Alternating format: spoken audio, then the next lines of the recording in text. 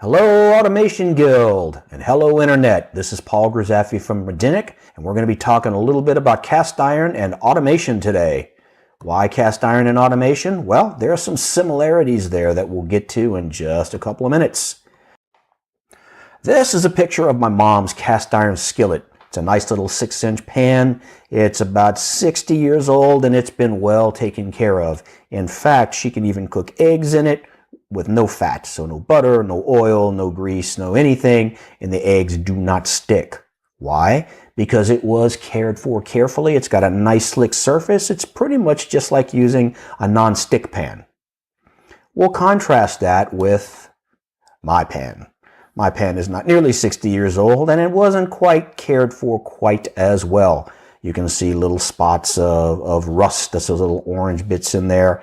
I wasn't as diligent with the maintenance as I should have been. I was really diligent with the upfront work, but not so much with the maintenance. And taking care of cast iron does require some upfront work, and then it requires some ongoing care.